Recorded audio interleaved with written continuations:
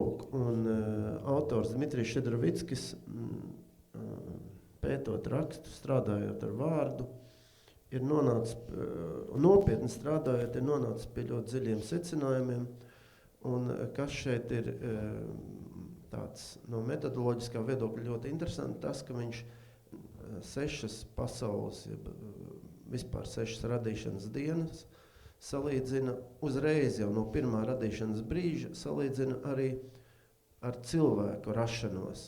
Vārdu sakot, viņš velk paralēles. Cilvēku uzskatot kā mikrokosmu arī, ne tikai kā kaut kādu atsevišķu figūru, ja, bet arī kā mikrokosmu, jau no pirmā radīšanas brīža viņa tas uzstādījums ir tāds, ka kaut kādā veidā rodās no Dieva puses arī cilvēks. Ja. Mēs pagaidām, tajā tulkojumā esmu ticis līdz 4. radīšanas dienai. Es atgādināšu, ka pirmā radīšanas diena, rodoties cilvēkam, tur jālasa ir viņa darbs, un mēs varam vienmēr atgriezties. Autora darbs ir pieejams, viņš tā arī saucās Isceļeņi, jeb nefeša terapija. Dmitrijs Šedravickis internetā ir pieejams, gan droši vien krievu valodā. Tagad mēs mēģinām viņu tulkot latviski, un šis būs man darba rezultāts, jeb 4. diena, radīšanas diena. Tātad šeit būs runa par cilvēka enerģētiskās sistēmas dziedināšanu. Lūk, es tūlīt paņemšu rakstus, un mums vajadzētu nolasīt 1. Mūzus 14 līdz 19. Šie vārdi, protams, mums būs zināmi, un vēlreiz uzsver to, kas ir interesanti šajā darbā, kad jebkurš izlasītais vārda teksts, kā jau mēs to arī paši esam pieraduši klausīties un analizēt, ir saprotams, teiksim tā, varbūt mazliet dziļāk, varbūt kaut kāda zemteksts tur ir, varbūt ir kāda pārnesta nozīme, un lūk, tad Dievs sacīja, lai top spīdekļi debes velvē, lai šķirtu dienu no nakts, un tie, lai ir par zīmēm un laikiem un dienām un gadiem. Un tie, lai ir par spīdekļiem debes velvē, gaismot pār zemi. Un tā tapa. Tad Dievs radīja 2 lielus spīdekļus, lielāko spīdekli, lai valdītu dienu, un mazāko spīdekli, lai valdītu nakti. Un zvaigznes radīja. Un Dievs tos lika debes velvē, lai tie gaismotu pār zemi, un valdītu dienā un naktī, un lai šķirtu gaismu no tumsas. Un Dievs redzēja to labu esam. Un tapa vakars, un tapa rīts 4. diena. Tā es latviski jums nolasīju. Iespējams, ka sinodālā tulkojumā tas ir mazliet, katrā ziņā liels starpība nav. Kā autors apskata to saistībā ar cilvēku. Tātad vēlreiz atgādina, autora uzstādījumā arī cilvēks ir kā vesels visums, tikai mazākos apjomos, ir mazākā mērogā. Cilvēku mikrokosmā debesu spīdekļiem atbilst energoapmaiņas sistēma, sasildīšanas un dzesēšanas. Un šeit vēršam uzmanību dienas un nakts harmonizētājs. Tātad, lasot tekstu 4. radīšanas diena, Dievs radīja debesu spīdekļus, tā ir saule, Dievs radīja mēnesi, tā sadalīja dienu un nakti. Te mūsu gadījumā būs runa par cilvēku energoapmaiņas sistēmu. Tā, lai arī ārēji šķiet, ka energoapmaiņa nodrošina ķermeņu, jeb organismu visu sistēmu sadarbību, tomēr tai ir it kā neredzama vadība, kas izvietota starp nefešu, tas ir mūsu šīs zemes dvēseli, un cilvēka ķermeņa fiziskajām struktūrām. Te sako paskaidrojums. Energoregulācijas vadība tā veido it kā savu veidu atsevišķu ietvaru ķermenim. Var sakot, šis ietvars it kā neredzami apvīk katru orgānu, iekšējos, tā ārējos, pēc to formas. Tas autors ir izpētījis, ja, kad to gan nevajadzētu iedomāties kā vēl kādu atsevišķu smalko, jeb garīgo ķermeni, ja, par kur daudz pēdējos gadu desmitus tiek runāti. Ja? Tātad ietvers, kas neredzami apvīja orgānus, kā iekšējos, tā ārējos pēc to formas. Savā ziņā trāpīgs ir 2 4. dienā radīto spīdekļu salīdzinājums ar roh un nefešu. Roh, tātad cilvēka gars, nefeš, cilvēka dvēseli. Tātad nefeš atstaro gaismu no roh. tā kā mēnesis atstaro saules gaismu. Tātad gars mums būtu tā kā saule, ja, kas apstaro mūsu dvēseli, kas ir nefeš, ja, kā tātad atstarotā gaisma. Ja. Un šeit gaisma ir kā dzīvības enerģija. Man rakstot, es piebildīšu, ka kādreiz ir grūti nošķirt tas, kas ir tiešā tekstā un kā autors ir vēlējies pateikt, vai arī salīdzināt reālu kaut kādu tekstu un iztēloties, kur ir starpības starp, teiksim, fizisku gaismu un to dzīvības enerģijas gaismu, jeb to dzīvības enerģiju, ar kur patiešām mēs katrs esam apveltīti, lai spētu dzīvot. Var sakot, vienā vārdā izsakoties enerģija. Ja?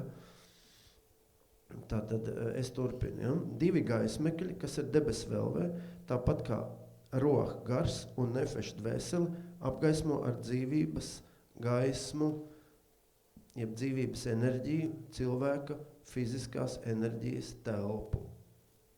Atceramies vārds vēlve, kurā tika tas viss ievietots. Tas pats ir cilvēks, iedomājieties, ka mēs izplūstam visumā, tad šie te gaismekļi mums dod dzīvības enerģiju. Iepludina enerģiju mūsu fiziskās dzīves telpā, teiksim tā.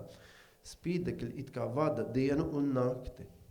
Tieši tāpat roha, mūsu gars, un nefeš, mūsu zemes dvēseli, vada ķermeņa sasilšanu un atdzišanu, kas saistīta ar dzīvības enerģijas pieaugumu vai samazināšanos. Disfunkcija šajā sfērā noved ne tikai pie dzīvē nelabvēlīga temperatūras režīma, bet arī pie cilvēka organismu dažādu sistēmu darbības bojājumiem. Savā ziņā cilvēka enerģētisko sistēmu var uzskatīt kā turpinājumu neredzamā līmenī nervu sistēmai. Šeit mēs varam atgriezties pie pirmās dienas. Lasam, ja, tad pievērsīsim uzmanību šādām aspektam uz pirmās dienas sakarību ar 4. dienu. Pirmajā dienā tika radīta gaisma, ja, analogs nervu sistēmai. 4. dienā radīti gaismekļi, kas nes sevī gaismu. Ja. Interesants tāds salīdzinājums. Viss ir saistīts un viss tiek salikts. Jāmāk tikai lasīt, teiksim tā, jeb izlasīt. Kādos tad gadījumos nefeš sāk darboties neritmiski, ja mūsu dvēseli sāk neritmiski darboties un neadekvāti reaģēt uz dzīvības enerģijas padevi no roha vai no mūsu gara, vai arī kropļojot sadarbību ar neredzamo cilvēku enerģētisko sistēmu. Nepareizības kļūdas sākas ar cilvēka domu, emociju, izpausmi, nepastāvību, ar nekonsekvenci lēmumu īstenošanā. Varam atsaukties uz pirmajā stundā runāto. Nekonsekvenci lēmumu īstenošanā, ar dvēseles mētāšanos, ar strauju, nemotivētu pārēju no vieniem lēmumiem, domām, jūtām uz pretējām, galu galā ar nekārtīgu dzīvesveidu. Pēc rakstiem saule un mēnesis var iedarboties gan pozitīvi, nesot svētību. Lasam 5. Mūzus 33, 14. Palasīsim gan tos citātus, lai mēs redzētu, kā autors ir spējis atrast pamatojumu un kā viņš ir nonācis pie šādiem secinājumiem. Tātad 5. Mūzus 33, 14. 33, 14. Un ar visu labāko, ko saule nes, un ar visu labāko no mēnesis.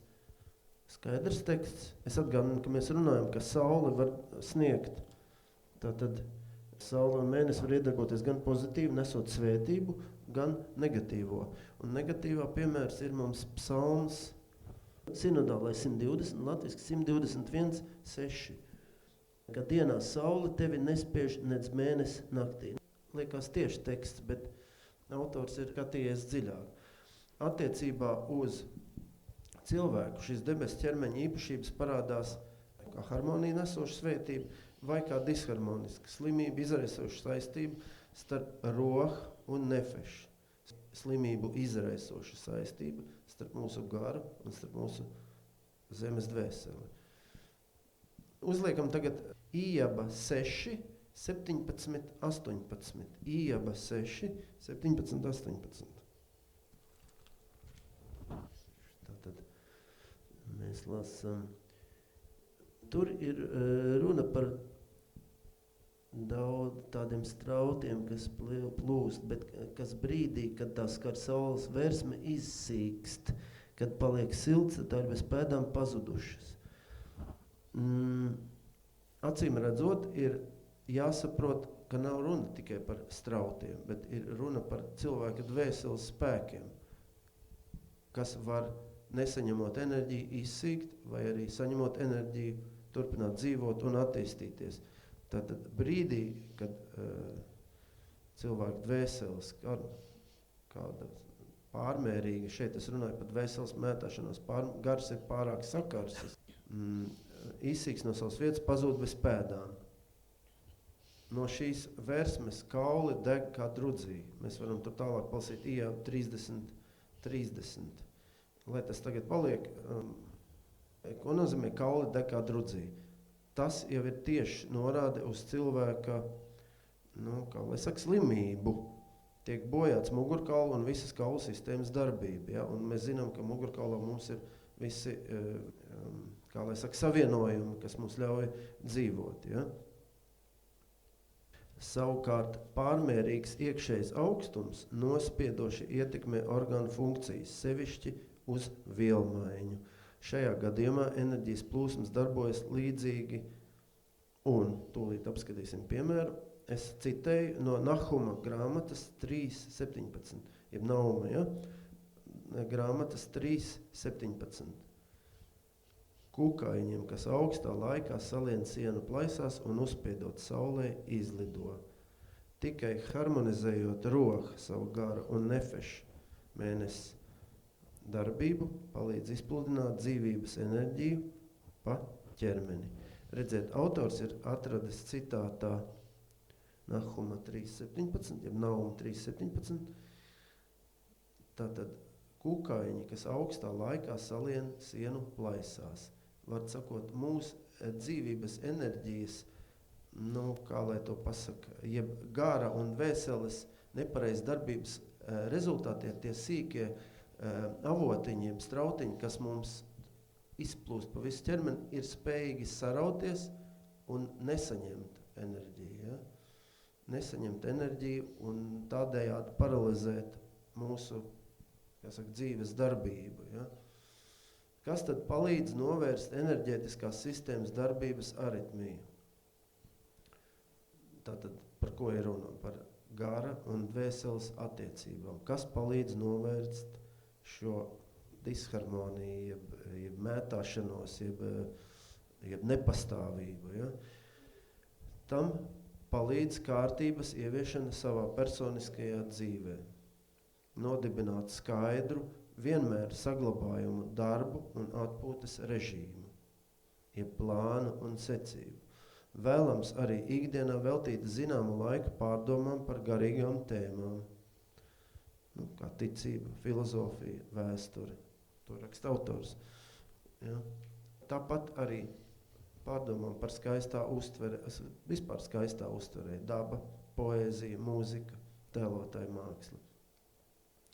Viss pieminētais novērš dvēseles svaidīšanos. Visefektīvākā šajā ziņā būtu kārtības ieviešana savā garīgajā pasaulē. Ikdienas lūkšana, mazākais no rīta un vakarā, regulāra piedalīšanās dievkalpojumos un brāļu māsas sapulcēs, Dieva noteikto svētku un tā tālāk ievērošana.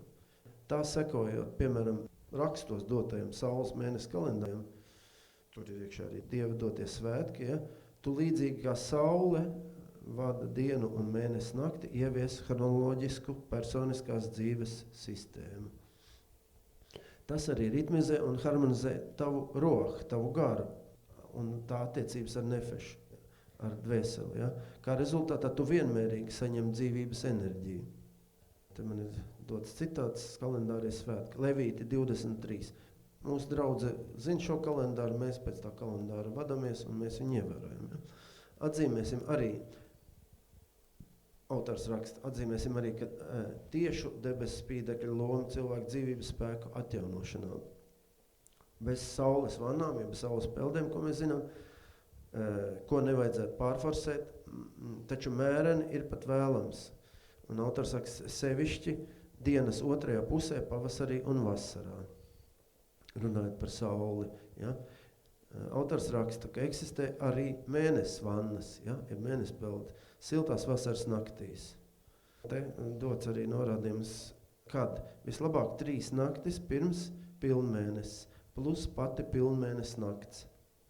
Tātad eksistē, tas man bija jaunums, bet lūk, jā, tātad, un kā arī mēnesis gaisma var sniegt reāli kaut kādu fizisku efektu. Ja? Nevajadzētu to darīt pie dilstoša mēnesis, pat 1 dienu pēc pilnmēnesis.